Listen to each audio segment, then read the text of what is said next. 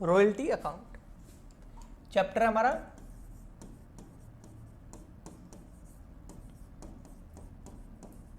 Royalty account, Hindi में इसका नाम थोड़ा है अधिकार शुल्क, अधिकार शुल्क खाता। ठीक है, अब ये जो रॉयल्टी है क्या नहीं है, अगर थोड़ा सा मैं सिंपल आपको बताऊं, जैसे एक व्यक्ति है मिस्टर ए, ठीक है, अब मिस्टर ए जो है उसने गया मिस्टर बी के पास में, किसके पास गया, मिस्टर बी के पास में। मिस्टर ए का कोई बिजनेस है, क्या है, कोई बिजनेस है, इसके पास में कोई एसेट्स पड़ी है मिस्टर बी के पास। मिस्टर ए ने, अब ध्यान से सुनना बेटा है ना, कॉन्सेप्ट समझ में आना चाहिए, फिर धीरे धीरे हम आगे बढ़ेंगे। तो मिस्टर ए ने मिस्टर बी को बोला कि तुम्हारी एसेट जो है ना वो मुझे दे दो, मुझे ट्रांसफर कर दो, ताकि मैं इस एसेट्स का मेरे बिजनेस के अंदर क्या कर सकूं, यूज कर सकूं, इस एसेट्स को मैं क्या कर सकूं, यूज कर सकूं। एसेट्स तुमसे मैं खरीद नहीं रहा हूं, मैं ओनली तुमसे एसेट्स ले रहा हूं यूज करने के लिए, और एक समय बाद में, यूज करने के बाद में मैं तुमको एसेट तुम्हारी वापस दे दूंगा। लेकिन मैं जब तक यूज करूंगा उसके बदले में, यूज कर रहा हूं, तुम्हारी एसेट है, मैं यूज कर रहा हूं, तो उसके बदले में मैं तुम्हें कुछ पेमेंट करूंगा, और उस पेमेंट को हमने बोल दिया रॉयल्टी। तो रॉयल्टी एक तरह की फी होती है जो एक बंदा किसी दूसरे की एसेट्स को यूज करने के बदले में देता है। आया समझ में? इस केस के अंदर जो मिस्टर ए है, जो मिस्टर ए है उसको हम बोलेंगे लेसर, सॉरी लेसी, क्या बोलेंगे, लेसी बोलेंगे, और मिस्टर जो बी है, जो उस प्रॉपर्टी का मालिक है, उसको हम बोलेंगे लेसर। ठीक है, इसको हम बोलेंगे लेसी, क्या बोलेंगे, लेसी। मैं यहां लिख देता हूं, ठीक है, किसको, मिस्टर ए को, और मिस्टर बी को हम क्या बोलेंगे, लेसर, लेसी और लेसर। ठीक है, और अब समझना, ये जो लेसी है, इसको मिस्टर ए, ये कौन है, ये एक तरह का किराएदार है, मतलब उसकी प्रॉपर्टी को किराए पे लेके यूज कर रहा है, तो किराएदार हो गया। और जो लेसर है ना, ये कौन, इसको हम बोलते हैं एक तरह से भूस्वामी, भूमि का स्वामी या ओनर। अगर भूमि यूज ले रहा है तो भूमि इसकी है तो भूस्वामी, और अगर कोई प्रॉपर्टी और है तो हम स्वामी या ओनर बोल सकते हैं इसको। ओके, तो ये होता है हमारा रॉयल्टी का कॉन्सेप्ट। अब आगे थोड़ा सा हम बढ़ेंगे और सबसे पहले देखेंगे कि रॉयल्टी कौन कौन से टाइप्स की होती है, रॉयल्टी कौन कौन से टाइप्स की होती है। टाइप्स ऑफ रॉयल्टी, रॉयल्टी बेटा 3 टाइप की होती है। एक होती है माइनिंग रॉयल्टी, माइनिंग रॉयल्टी, एक होती है पेटेंट रॉयल्टी, पेटेंट रॉयल्टी, और एक होती है कॉपीराइट रॉयल्टी।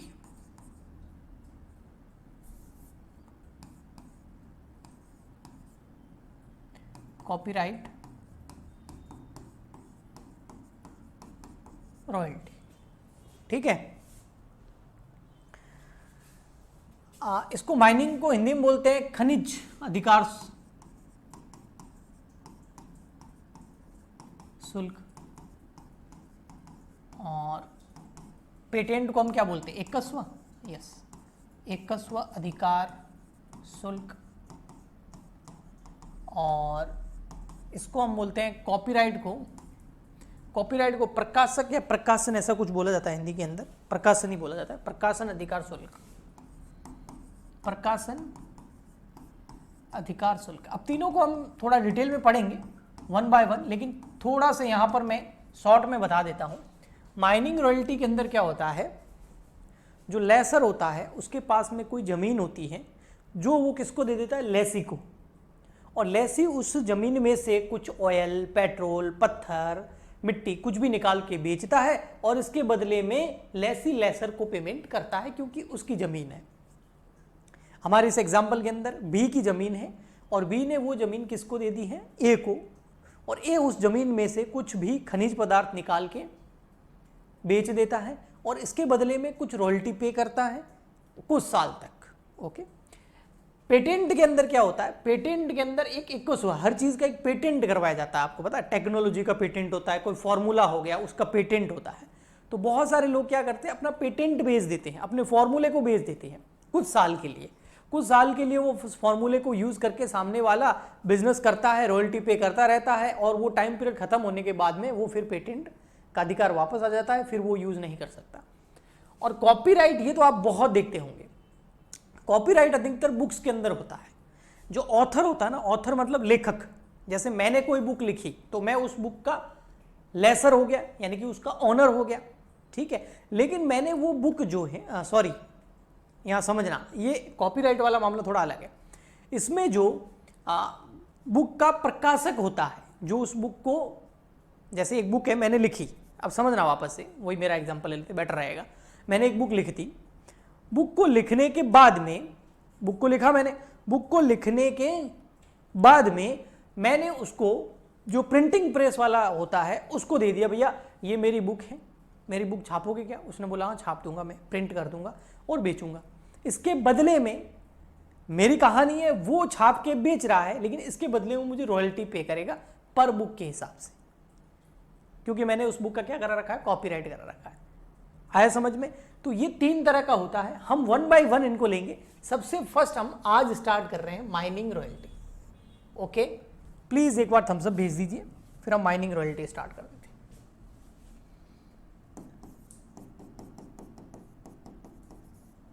और थोड़ा सा कॉन्सेप्ट मैं आपको वापस बताऊंगा, mining royalty please.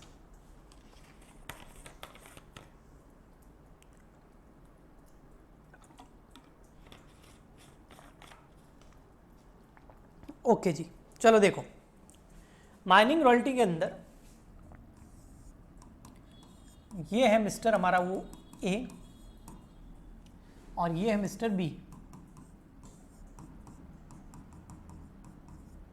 Mister B की एक लैंड पड़ी है, ये लैंड है, जमीन का टुकड़ा है और इसके जमीन के नीचे जो है बहुत सारे मिनरल्स हैं, हो सकता है पेट्रोलियम हो या हो सकता है पत्थर हो, जो भी है, ठीक है, या कोयला हो।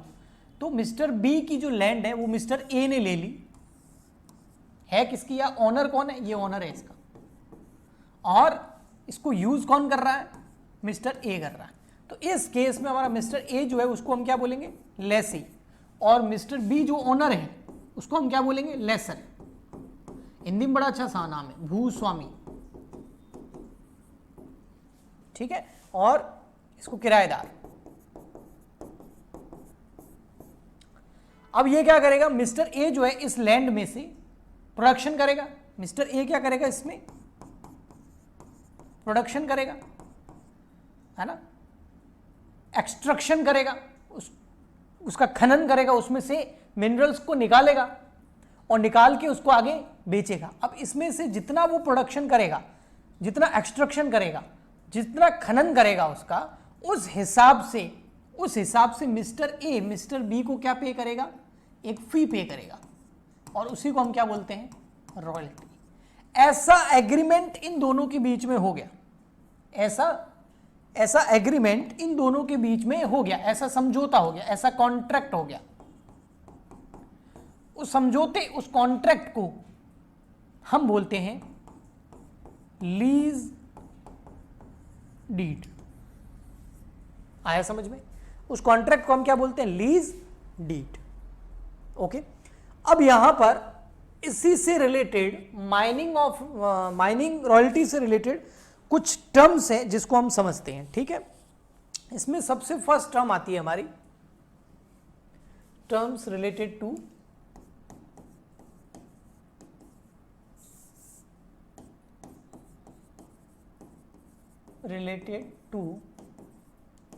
रॉयल्टी। इसमें सबसे फर्स्ट आती है rate of royalty.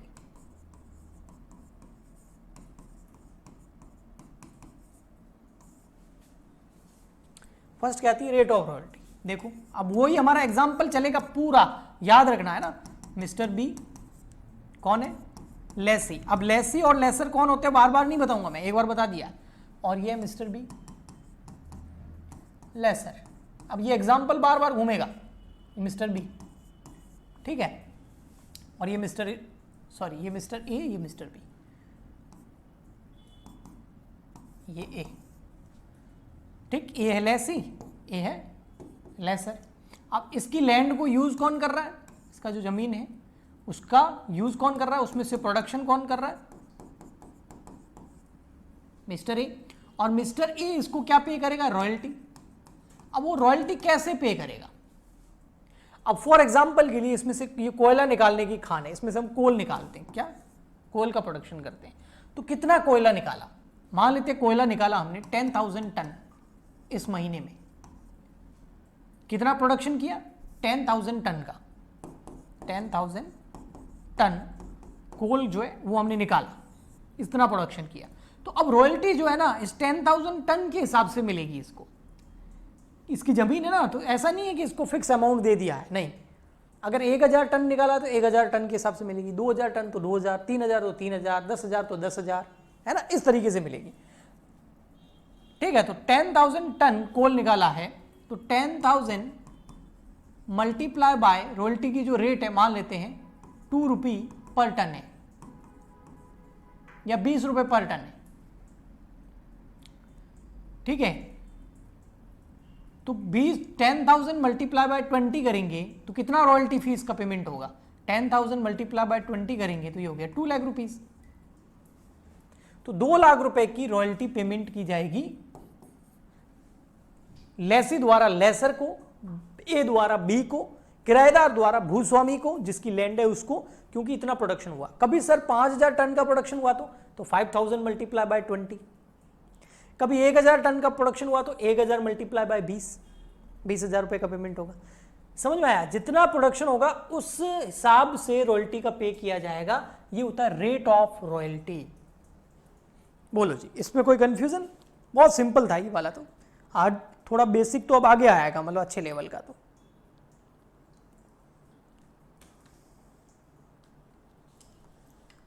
Manisha, Shruti, please reply.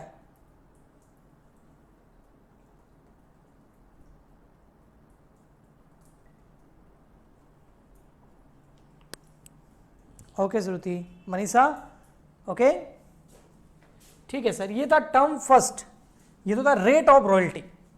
Term second आता है हमारा मिनिमम रेंट और डीड रेंट, अगर ये प्रोविजन हो तो।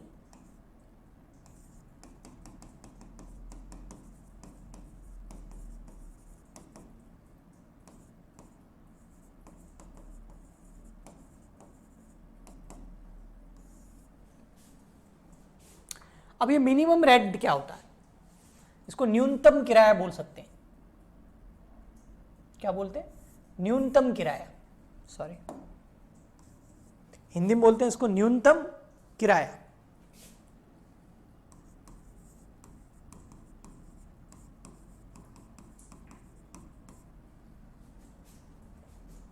समझना, ध्यान से समझना। वापस एग्जांपल वही लेंगे हम। ये मिस्टर ए, ये मिस्टर बी। ये एग्जांपल बार बार रिपीट होगा हर एक सिचुएशन के अंदर। ये हमारा कौन है? वही लेसी, ये हमारा लेसर, ठीक है। अब यहां पर ये लैंड यहां ट्रांसफर हो गई, ये इस लैंड का क्या कर रहा है? यूज कर रहा है, और इसके बदले में क्या पे करेगा? रॉयल्टी। अब देखना रॉयल्टी का रेट क्या है? रॉयल्टी रेट है 20 rupees per ton, 20 rupees per ton. इसके साथ में एक चीज और डाल दी, मिनिमम रेंट। इसके साथ में एक चीज और डाल दी कि मिनिमम रेंट जो है, हाँ, वो 20,000 रुपए रहेगा। कहने का मतलब क्या है? कहने का मतलब है अगर यहां पर प्रोडक्शन नहीं हुआ, कभी किसी महीने में प्रोडक्शन हुआ ही नहीं, अगर टोटल मंथ का देखिए, मंथली पेमेंट होता है फॉर एग्जांपल के लिए, किसी मंथ में प्रोडक्शन हुआ ही नहीं, प्रोडक्शन 0 हुआ, तो 0 इंटू 20 करेंगे तो उसको 0 मिलेंगे। हाँ, तो ऐसा नहीं हो सकता। इसके लिए इन्होंने एक प्रोविजन डाल दिया। इन्होंने बोला कि अगर यहां प्रोडक्शन कम हुआ किसी वजह से और अमाउंट 20,000 रुपए से कम बन रहा है, तो कम से कम 20,000 रुपए का पेमेंट करना ही पड़ेगा। अब मैं आपको यहां पर एग्जांपल देता हूं। फॉर एग्जांपल के लिए यहां जो प्रोडक्शन हुआ, हाँ यहां जो प्रोडक्शन हुआ वो हुआ 500 टन। अब 500 टन के हिसाब से कितना बनता है? 500 मल्टीप्लाई बाय 20 कितना होता है बताओ? 10,000 रुपए होता है। या 600 टन कर लेता हूं, चलो आपके सुविधा के लिए, थोड़ा सा आपको एक जैसे अमाउंट नहीं आए, कंफ्यूजन नहीं हो। मान लेते प्रोडक्शन हुआ 600 टन, ये लो 600 कर लेता हूं, 600 टन का प्रोडक्शन हुआ। अब रॉयल्टी अमाउंट कितना बन रहा है? किसी मंथ में 600 टन का प्रोडक्शन हुआ, तो 600 मल्टीप्लाई बाय 20 करो। तो सर 600 मल्टीप्लाई बाय 20 किया तो ये आ गया 12,000, इतना हो रहा है। लेकिन कम से कम कितना पे करना है? 20,000। तो हम क्या पे करेंगे? कम से कम कितना पे करेंगे? 20,000। तो यहां पर रॉयल्टी का जो पेमेंट होगा वो कितना होगा? 20,000। लेकिन एक्चुअल में रॉयल्टी बन कितनी रही? 12,000। 8,000 जो लेसी है, जो किराएदार है, वो अपनी जेब से निकाल करके 12 और 8 कितने हो गए? 20, उसका पेमेंट करेगा। इसको बोलते हैं मिनिमम रेंट, मतलब कम से कम इतना तो मिलेगा ही मिलेगा। भले प्रोडक्शन अगर कम हो जाए और 20,000 ना बन रहा हो तो भी 20,000 का पेमेंट करना पड़ेगा। फॉर एग्जांपल के लिए प्रोडक्शन हो गया 0, प्रोडक्शन अगर 0 हो जाए तो 0 मल्टीप्लाई 20 करोगे तो 0, रॉयल्टी 0 बन रही है, लेकिन कम से कम कितने देने पड़ेंगे? 20,000 रुपए इसको अपनी जेब से देने ही पड़ेंगे। इसी को बोलते हैं हम मिनिमम रेंट और डीड रेंट। ऐसा कब होता है? जब प्रोडक्शन बहुत कम होता है, तब मिनिमम रेंट का प्रोविजन आता है। अगर प्रोडक्शन हो रहा है 2,000, 5,000, 2,000 टन का प्रोडक्शन हो रहा है तो 2,000 मल्टीप्लाई बाय 20 कर लो, 40,000 रुपए बनते हैं, तो कोई प्रॉब्लम ही नहीं है। अगर इससे कम होगा तब मिनिमम रेंट इतना पे करना ही पड़ेगा, और ये मिनिमम रेंट आपको कैलकुलेट नहीं करना होता, क्वेश्चन में दिया हुआ होता है। बताइए, ठीक है? Okay, reply please.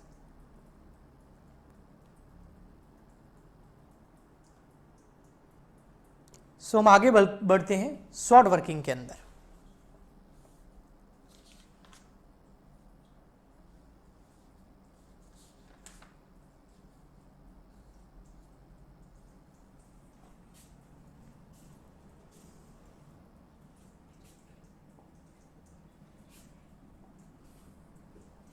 मनीषा आप रिप्लाई नहीं कर रहे हो, श्रुति का रिप्लाई आ रहा है, प्लीज रिप्लाई। थर्ड आ रहा हमारा शॉर्ट वर्किंग। शॉर्ट वर्किंग में यह वाला एग्जाम्पल लेके हम वापस चलेंगे। शॉर्ट वर्किंग को हिंदी में यार लघु ऐसा कुछ बोलते तो है, कुछ हिंदी मीडियम वाले स्टूडेंट है इसलिए साथ में बताना पड़ता है। लघु कार्य राशि मतलब शॉर्ट वर्किंग, काम कम हुआ है जिसकी वजह से हमें जेब से पेमेंट करना पड़ा। ठीक है, अभी के एग्जाम्पल में हमने देखा भी था, मैं बता देता हूँ। ये मिस्टर वही ए, ये बी, ठीक है, ये कौन है? वही लेसी। ये कौन है? वही लेसर। हाँ, इसकी लैंड को कौन यूज कर रहा है? ये, उसमें से प्रोडक्शन किया, ये लैंड है, कोल का प्रोडक्शन किया कितना? सेम एग्जांपल लेके चलूंगा, 600 टन। रॉयल्टी का पेमेंट कितना करना है? 20 रुपये पर टन। अब देखना यहां पर, अब यहां पर मिनिमम रेंट कितना है? मिनिमम रेंट है 20,000। अब समझना शॉर्ट वर्किंग किसको बोलते हैं। यहां पर 20,000 रुपए देने हैं और रॉयल्टी बनती कितनी है? रॉयल्टी 600 मल्टीप्लाई बाय 20, 12,000 रुपए। पे कितने करने हैं? ये पेमेंट 20,000 का कितने कम पड़ रहे हैं? सर कम पड़ रहे हैं यहां पर 8,000 रुपए। ये तो हमने पिछले भी देखा था एग्जाम्पल में। हाँ, तो ये जो 8,000 रुपीज कम पड़ रहे हैं, बैलेंसिंग फिगर में आ रहे हैं, इसी को हम बोलते हैं शॉर्ट वर्किंग।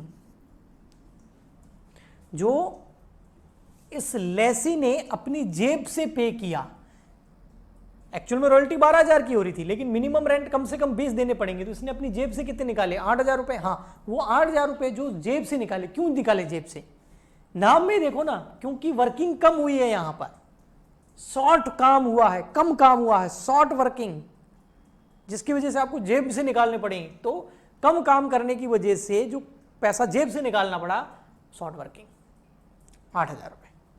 आया समझ में। अब एक और प्रोविजन आता है शॉर्ट वर्किंग से ही रिलेटेड, वो इससे भी इंपॉर्टेंट है, इन दोनों से इंपॉर्टेंट है। आई होप आपको यहां तक समझ में आ गया होगा, नहीं आया तो आप प्लीज रिप्लाई कर सकते हैं। उसको बोलते हैं हम, अगला वाला जो है, right to recoupment of short working. Right to recoupment of short working, मतलब बात तो शॉर्ट वर्किंग की ही चल रही है, लेकिन उसके रिकोपमेंट की बात चल रही है। अब समझना ये क्या, वापस से वही एग्जांपल, ये वही ए, ये हो गया बी।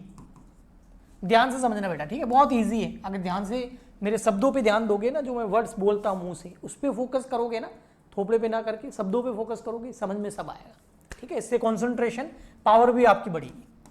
ये कौन है हमारा, लेसी। सेम एग्जांपल ले रहा हूं, समझना, लेसी, लेसर। इसकी लैंड को ये यूज कर रहा है, ये फर्स्ट मंथ, पहले मंथ का प्रोडक्शन इस लैंड से किया, कितना, हम वही एग्जांपल ले रहे हैं, 600 टन। रॉयल्टी जो पे करनी है वो है 20 रुपी पर टन, सेम ले रहा हूं, सेम टू सेम।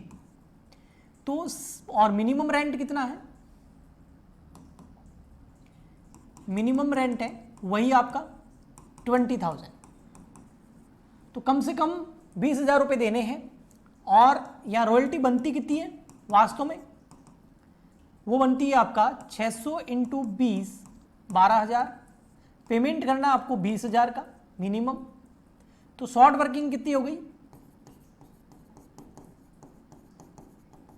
ये हो गई 8,000 रुपए की, यानी कि 8,000 रुपए इसने अपनी जेब से निकाल के इसको दिए, टोटल पेमेंट हो गया, ये मिनिमम रेंट का पेमेंट हो गया, ठीक है। ये फर्स्ट मंथ का है डेटा। अब आता हूं मैं अगले महीने में, सेकंड मंथ। सेकंड मंथ में आने से पहले एक लॉजिक तो अपन भी लगा सकते हैं ना, क्योंकि अपना भी तो दिमाग तार्किक है, थोड़ा तो तर्क हम भी लगा सकते हैं ना, कि ये जो बंदे ने 8,000 रुपए दिए ना, ये अपनी जेब से निकाल के दिए हैं, काम वाम नहीं हुआ है। हाँ, तो जेब से निकाल के दिए तो कभी ना कभी इसको वसूल करेगा ना, हाँ, रिकवरी करने की कोशिश करेगा ना, हाँ, उसको ही बोलते हैं रिकॉपमेंट। मतलब अभी प्रोडक्शन कम हुआ, इसलिए चलो मैं तुमको मान लेते हैं फॉर एग्जांपल के लिए कि 0 प्रोडक्शन हुआ, अभी 0 प्रोडक्शन हुआ, तो तुमको मैं मेरी जेब से 20,000 रुपए निकाल के दे रहा हूं, क्योंकि इतना हमारा एग्रीमेंट में लिखा हुआ है कि पर मंथ इतना पे करना पड़ेगा, कम से कम मिनिमम। तो 20,000 रुपए जेब से निकाल के दे दिए। नेक्स्ट किसी मंथ के अंदर अगर प्रोडक्शन बहुत ज्यादा हो गया, मिनिमम रेंट से भी ज्यादा हो गया, तो मैं सबसे पहले मेरे वो 20,000 रुपए वसूल करूंगा। ये ऐसा कौन बोल रहा है, मिस्टर ए बोल रहा है। एग्जाम्पल ले लेते हैं। सेकेंड मंथ में क्या हुआ, प्रोडक्शन हुआ कितना, प्रोडक्शन ऐसा मानता हूं जिससे आपको समझ में आए, मान लेते हैं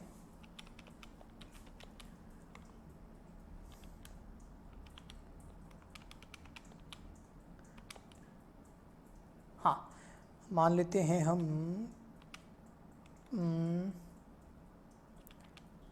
1100 टन मान लेते हैं, ठीक है, 1100 टन का प्रोडक्शन हुआ। अब आप बताओ, या फिर 1100 छोड़ो, हम मान लेते हैं प्रोडक्शन हुआ 1500 टन का। अब बताओ रॉयल्टी कितनी बनती है, 1500 मल्टीप्लाई बाय 20 रुपीज, तो रॉयल्टी कितनी होती है, 1500 इंटू 20, रॉयल्टी होती है सर 30,000 रुपए की। और मिनिमम कितना पे करना होता है, 20,000 रुपए, तो उससे ज्यादा है कोई प्रॉब्लम नहीं है। तो मिनिमम कितना पे करना पड़ता है हमको, मिनिमम 20,000। अब मिनिमम 20,000 पे करना पड़ता है, ओके। तो मैं अब 20,000 पे करूंगा या 30,000 पे करूंगा, जो रॉयल्टी बन रही है वो पेमेंट करनी है। बट पेमेंट करने से पहले जो मैंने जेब से पैसे दिए थे फर्स्ट मंथ के अंदर उसको इसमें से मैं रिकवर कर लूंगा। अच्छा, जेब से कितने पैसे दिए थे शॉर्ट वर्किंग? 8,000। अब उस शॉर्ट वर्किंग को हम क्या करेंगे? रिकॉपमेंट करेंगे, यानी कि उसकी रिकवरी करेंगे। कौन करेगा? Mister A. भैया ये मेरे जेब से दिए थे 8,000 रुपए, प्रोडक्शन नहीं हुआ था और अभी प्रोडक्शन इतना ज्यादा हुआ है कि आपका मिनिमम रेंट से ज्यादा बन रहा है, तो मैं ये 8,000 रुपए जो है इसको मैं क्या कर लूंगा? अब रिकॉपमेंट, इसको बोलते हैं, लेस कर देंगे शॉर्ट वर्किंग रिकॉपमेंट। कितना? 8,000 रुपए। तो अब मैं पेमेंट कितना करूंगा? अब मैं पेमेंट करूंगा रॉयल्टी का कितना? 22,000 रुपए। और क्या मिनिमम रेंट पूरा हो रहा है? हाँ, मिनिमम रेंट भी हो रहा है, मिनिमम से उल्टे 2,000 ज्यादा ही जा रहे हैं। तो इसको बोलते हैं शॉर्ट वर्किंग का रिकॉपमेंट करना। तो ये थे कुछ रॉयल्टी से रिलेटेड टर्म्स। प्लीज आप एक बार रिप्लाई कीजिए, आपको समझ में आया?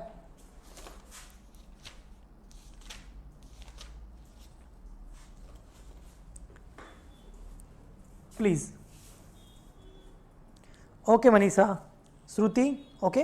अब देखो, ये राइट ऑफ रिकॉपमेंट जो है ना, ये राइट ऑफ रिकॉपमेंट ये तभी होगा जब मिनिमम रेंट कितना हो, कम से कम मिनिमम रेंट जो है वो उससे ऊपर अपना रॉयल्टी बन रहा हो, तो ही रिकॉपमेंट कर सकते हैं, वरना नहीं। फर्स्ट बात, फॉर एग्जांपल के लिए यहां पर वापस प्रोडक्शन जो है, यहां पर प्रोडक्शन जो है 1,000 टन ही होता, फॉर एग्जांपल के लिए देखना, सेकेंड मंथ में, फॉर एग्जांपल के लिए और बता रहा हूं, 1,000 टन का ही प्रोडक्शन होता तो 20,000 रुपए के कितने हो रहे हैं? 20,000।